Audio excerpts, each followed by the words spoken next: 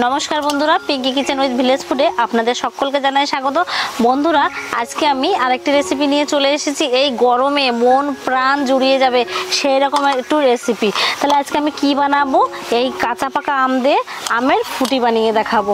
আর আপনাদের হাতে যদি 10 মিনিট সময় থাকে আপনারা স্কিপ না করে প্রথম থেকে শেষ অবধি ভিডিওটা দেখবেন, আশা করি ভালো লাগবে। তাহলে চলুন আমি কিভাবে এই ফুটিটা বানাবো আপনাদের দেখতে হবে।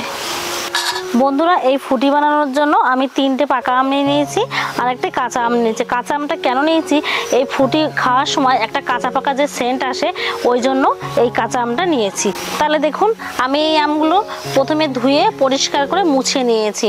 আর যেহেতু আমের গায়ে জল থাকলে হবে না, আমি এখন আমটা ভালোভাবে ছুলে নেব খোসা ছাড়িয়ে। আর এই কাঁচা আমটাও মা খোসা ছাড়িয়ে টুকরো টুকরো পিস করে কেটে দেবে। নাও মা, এইভাবে আমি আস্তে আস্তে করে আমের খোসাগুলো ছাড়িয়ে নেব ভালোভাবে, যাতে আমের গায়ে একটু খোসা না থাকে।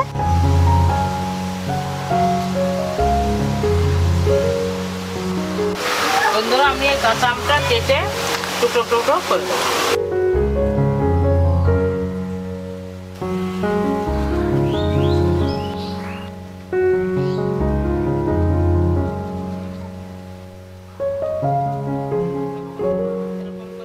আম তো আমি ভালোভাবে ছাড়িয়ে নিয়েছি। এবার আমি আমটা ছুরির সাহায্যে আমের গা থেকে শাঁসটা আলাদা করে ছাড়িয়ে নেব।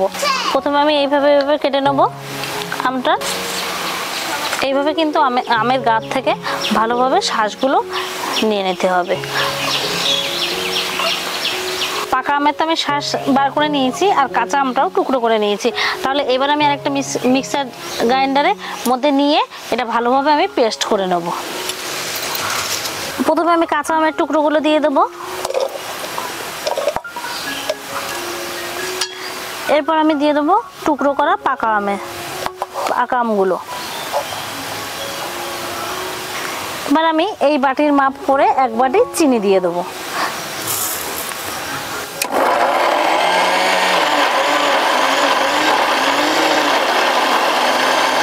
দেখুন পেস্টটা কত সুন্দর হয়েছে। উনুন তো ধরিয়ে নিয়েছি, কড়াইটাও গরম হয়ে গেছে। এবার আমি পেস্ট করা আমটা দিয়ে দেবো কড়াইয়ের মধ্যে। এখানে কিন্তু আমি সরাসরি জল দেব না বন্ধুরা, আমি এখানে এই যে মিক্সারটি রয়েছে আম পেস্ট করা, এটা আমি এর মধ্যে জল দিয়ে একটু গুলিয়ে তারপরে দিয়ে দেবো। মিক্সার গ্রাইন্ডার ধোয়া জলটি এবার এর মধ্যে দিয়ে দেবো।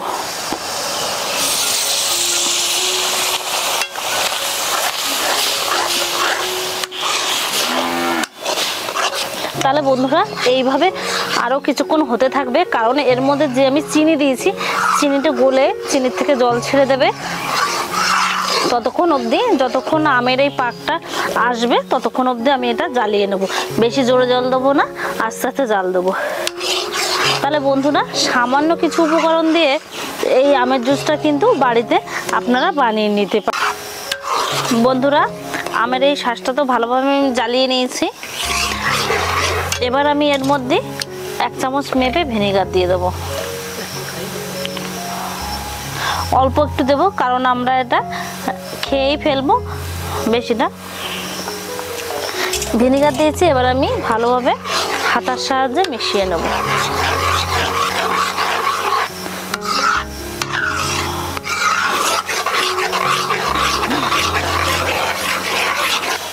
এবার আমি একটা ছাঁকনির সাহায্যে ছেঁকে নেব। এই যে একটা ফুটো ঝাঁঝরির মতো গামলা নিয়ে নিয়েছি, দিয়ে কারণটা কেন ছেঁকে নেব, আমের ভিতরে যে আঁশ আছে তাহলে জুস বানানোর সময় ওই আঁশটা গালে গেলে ভালো লাগবে না খেতে, ওই জন্য আমি এটা সাহায্যে ছেঁকে নেব।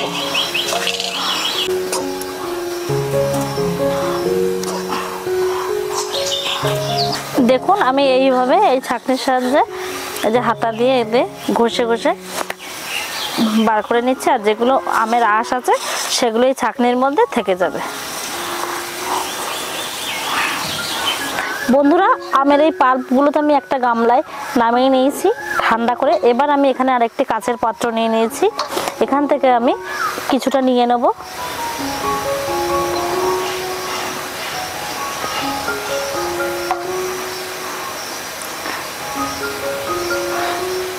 নিয়ে নিয়েছি। এবার আমি এর মধ্যে কিছুটা পরিমাণ মতো এবার আমি জল মিশিয়ে নেব।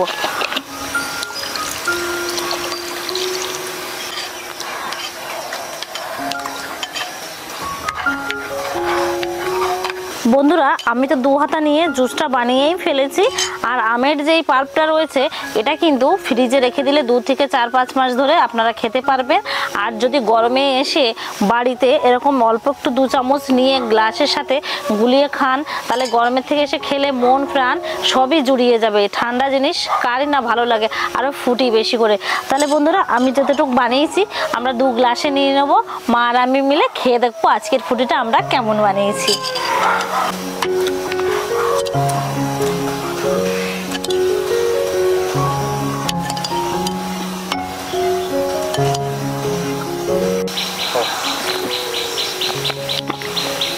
মা খেয়ে বলো কেমন হয়েছে? কি সুন্দর হয়েছে বন্ধুরা, এরকম বানিয়ে খাবা এই গরমের সময়। এরকম ফুটি যদি বাড়িতে বানানো যায় এতেই পরাণ ভরে যাবে। আর বাচ্চাদের দিলে সুন্দর, আর বাচ্চাদের দিলে বাচ্চারা তো মন ভরে যাবে, কারণ দোকানে যতক্ষণ না যাবে ততক্ষণ তো পাবে না। যদি আমরা বাড়ি কাঁচা পাকা আম দিয়ে এভাবে ফুটিটা বানিয়ে দিই, বাচ্চারাও কিন্তু খুবই খুশি হবে। মা এই ফুটির মধ্যে তুমি কিন্তু কাঁচা পাকা একটা সেন্ট পাচ্ছ, বেশ ভালো সুন্দর। হ্যাঁ, খুব সুন্দর লাগছে। তাহলে বন্ধুরা দেখলেন তো প্রথম থেকে শেষ অবধি আমি কিভাবে ফুটিটা বানালাম। আর এই গরমেতে আপনারাও যদি তৃপ্তি পেতে চান তাহলে এইভাবে বাড়িতে ফুটি বানিয়ে খাবেন, দেখবেন খুবই ভালো লাগবে। তাহলে বন্ধুরা আজকের ভিডিওটা আমাদের এই অবধি। পরবর্তী ভিডিওর জন্য আমাদের পাশে থাকবেন, সঙ্গে থাকবেন, আর আপনারা সুস্থ থাকবেন।